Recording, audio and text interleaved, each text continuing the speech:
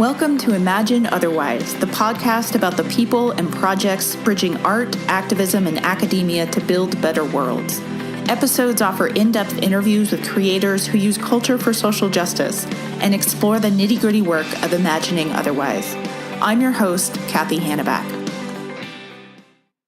Welcome to the Imagine Otherwise podcast, which is produced by Ideas on Fire, an academic editing and consulting agency helping progressive, interdisciplinary scholars write awesome texts, enliven public conversations, and create more just worlds. This week's episode is brought to you by our Grad School Rockstar program and Dissertation Rockstar Bootcamp. Enrollment for fall 2016 closes on September 16th, so if you want to join us, now's the time. Both of these programs help progressive interdisciplinary scholars, like those featured on this podcast, create awesome work, build accountability and community for their projects, and rock their interdisciplinary careers. You can go to gradschoolrockstars.com to find out more and join us. This is episode 19, and our guest today is Karma Chávez. Karma is an associate professor in the Department of Mexican American and Latina Studies at the University of Texas at Austin. She's the co-editor of Text and Field, Innovations in Rhetorical Method, as well as Standing in the Intersection, Feminist Voices, Feminist Practices, and Communication Studies. Karma is additionally the author of the book Queer Migration Politics, Activist Rhetoric, and Coalitional Possibilities. Karma is a member of the Radical Queer Collective Against Equality. She's an organizer for LGBT Books to Prisoners, and until recently, she's the host of the radio program A Public Affair, which was broadcast on Madison's community radio station. So thanks so much for being with us, Karma. For sure. Thanks for having me. So you are a fantastic guest for this show, and since I started it, I was hoping to get you as a interview person on the show. So I'm very glad that you're with us. So I'd love to just jump right into your work. So you're the author of Queer Migration Politics, Activist Rhetoric, Coalitional Possibilities. You're also the co-founder of the Queer Migration Research Network, and you do a lot of work around issues of queer migration. So I'd love for you to tell our listeners just a little bit about those projects and why queer migration? Why is that an interesting topic for you? Yeah, I mean, it's a great question. I think when a lot of people think about migration, they don't think of it in relation to queer politics. And if they do think of it in relation to queer politics, they probably are thinking about things like binational same-sex couples. Basically, one partner is a U.S. citizen, one partner is from elsewhere, and until the legalization of gay marriage last summer, you couldn't sponsor your same-sex partner for immigration purposes. And so that was historically about the only way people thought those two things came in contact. But the field of queer migration studies takes a much deeper look at the way that a kind of racialized gender and sexuality actually impact every part of the immigration process. So from the way that you get screened, from who is even able to legally migrate to most Western countries, to what grounds one might ask for asylum or refugee status in an offering country as a result of their gender or sexuality or something connected to it. And so actually, when you start to look much more closely at the immigration system, you realize how much gender and sexuality are implicated in every single part of it. So both of those particular projects, as well as the kind of broader work that you do around this, brings together academics with artists and activists, and it seems to be a central investment that you have in addressing these issues. Why do you think that's particularly useful around queer migration? I think one of the ways that I approach the study of activism and social movements and coalition building is to look at what's queer about all of those formations. And if you look historically at many of our major movements, at least in the United States, which is the context that I focus on in my work, so many of our movements have been led, if not overtly, then behind the scenes by queer leadership. And so I think there's something about being queer identified that motivates people to be change makers. And we absolutely see that in the immigration justice movement. And so since 2006, in particular, which is where you might want to call that the start of this contemporary movement, And we've seen particularly young, queer, undocumented leaders taking the helm in so many different ways and focusing their attention on the broader movement, but also demanding that they be included within it. And so I think this is important to call out, both because it challenges the way we might think about immigrant communities and immigration activism, and also because it centers an intersectional kind of politics. And so for me, that's really important, and this is just a primary site to look at this kind of intersectional politics in the contemporary era. So you just had a move. You just joined the faculty at the University of Texas at Austin, where actually several of our other podcast guests teach at, including Eric Tang and Simone Brown. And in the show notes, I can put links to their episodes. And it seems like that's kind of like a hotbed of really awesome activist-oriented scholarship, of community-engaged scholarship. What is it about Austin that makes those kinds of engagements so possible and so supported? I mean, I guess we'll have to wait and see. I've only been here a couple of weeks, and that wasn't necessarily what drew me here. I mean, part of what drew me here was, frankly, the University of Wisconsin system has all but eliminated tenure protections. And given that I study activism and I'm also very involved in the community, it didn't feel safe to me to remain as a queer person of color at the University of Wisconsin. And so I luckily had this job offer from Austin, and then since having accepted it, I've learned a lot about some of those folks that you just mentioned and others, that this is that kind of spot. So I think it's a young community, it's an educated community, and it's also one of those progressive communities that thinks it's doing a lot better on issues of race and poverty than it actually is. And so I think that's sort of a perfect environment for activist scholarship and activism and community organizing more broadly. So when you were at Wisconsin, you hosted a fantastic weekly radio show called A Public Affair. What was that about, and are you planning to do one in Texas, perchance? I would love to be back into radio. Radio is one of my favorite things to do. I found it very much a part of my scholarship, at least in some pretty concrete senses, as like someone who does qualitative research, someone who's invested in a wide range of social justice topics. So A Public Affair I was one of 5 hosts. The show runs Monday through Friday for the lunch hour, and it just addresses contemporary issues. It's completely up to the host what issues to address and who to allow to address them. And it was, I did it full-time for 2 years. I did it part-time for a total of about 4. And it was just a great opportunity for me to celebrate voices that weren't normally heard on the radio and to cover issues in ways that they're not normally heard in mainstream media. And that's the value of community media over corporate media. Do you think there's something unique about radio as a form, or maybe sound-based things? I would include podcasts in here too, but anything where you actually get to hear people's actual voices as opposed to, their written words or visual media or those kinds of things, which have their own kind of unique contributions, right?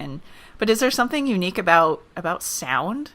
I think so. I'm super invested in sound. I don't know about you, but whenever I'm out on a walk, or if I'm in the car, or even when I'm on my bike, I usually pop one headphone in, and I'm always listening to podcasts, or whether it's actual podcasts that don't have a radio equivalent, or shows that I've downloaded as podcasts from the radio. I think that's the benefit of sound, right? You can have it with you constantly, and you can engage with it when you want to, and you don't have to have the visual element to it. And I think sound also brings a different kind of imagination to thinking through in kind of a conversation form, which I really appreciate. And so, I'm a huge fan of various kinds of sound media. Nice. So you are working on a new book about AIDS activism called AIDS Knows No Borders. What does that book explore? One of the things that I found interesting, a few years ago, I was invited to be in a special issue of the Quarterly Journal of Speech on ACT UP at 25.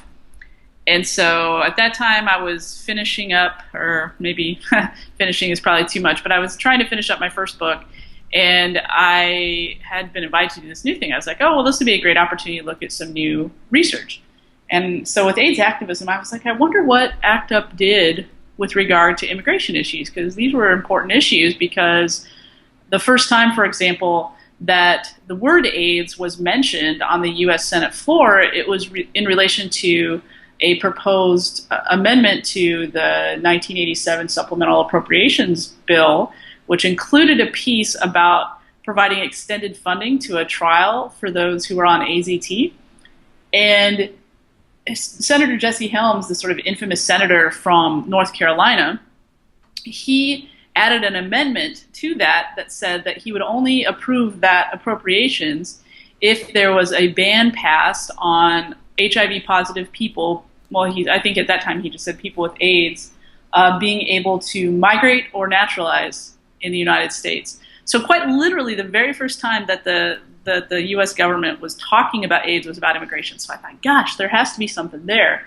And it turns out actually that there are, at least with ACT UP, and so a lot of the research that I already have done is about ACT UP and some of its coalitional partners across New York and across the Bay Area, but it will extend further than that. But looking at how activists were actually addressing these issues, because they were numerous. And what's frightening to me is how important this issue was, and yet immigration shows up as basically just a footnote in almost all the books on the history of AIDS activism. And so this book is trying to fill in that gap and really look at the way that AIDS was not just about what we normally think it being about, which was drug users, gay men, U.S. citizens, even though it's also about that, but it was also very much about how the national body was getting imagined in relation to supposed, foreign pathogens, right, both as people and as the disease.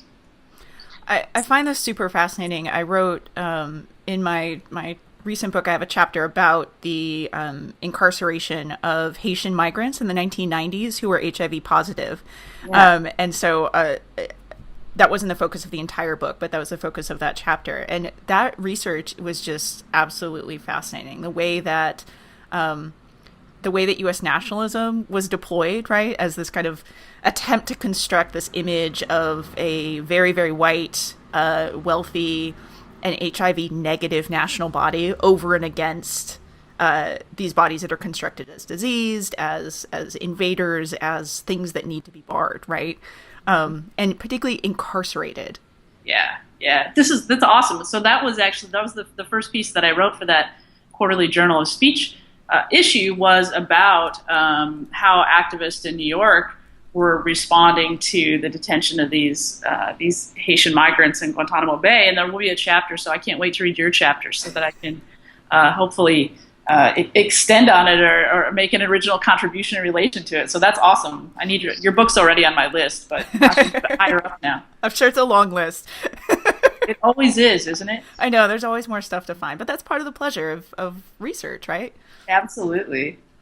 So you have a really long history of combining art, activism, and academia around a variety of issues. So I would love to hear from you why you do that, why you think that's important, how your work braids those three different realms together, and in particular, how does that serve social justice, or at least the social justice concerns that you focus on?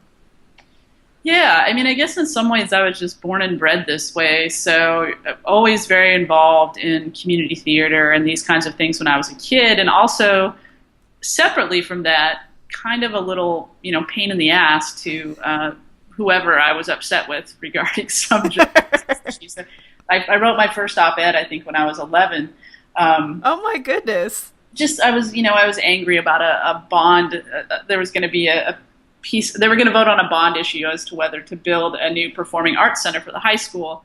And there were all these rich farmers who didn't want it because, of course, it would have been more taxes for them. And, I wrote this very snarky letter when I was a kid. But anyway, so I have this kind of long history of this stuff. I studied a lot of performance studies when I was in graduate school, and have then always studied activism. So in some ways they used to be fairly separate for me. And then I think in large part, the more that I've gotten involved in understanding how power works, I've really become invested in these three arms. And so you have to have the theoretical arm, you have to have the on the street kind of activist protest arm, which can take a variety of forms. And then there's also this aesthetic piece that is necessary to reach people in a different way. And so I've just been invested in finding ways to integrate those things, to find the political and the poetic and the poetic and the political, and also to constantly be either bringing my own analysis or working with grassroots intellectuals on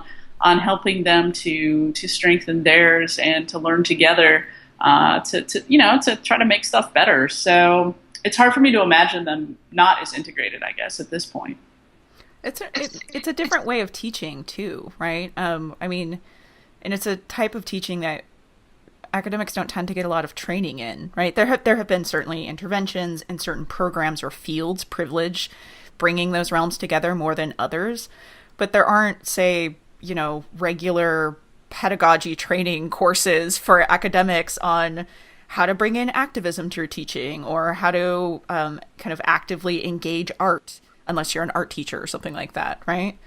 Yeah, no, it's true. I mean, one of the things at Wisconsin that we did, and then I'm really sad to be leaving, was called Comparative US Studies.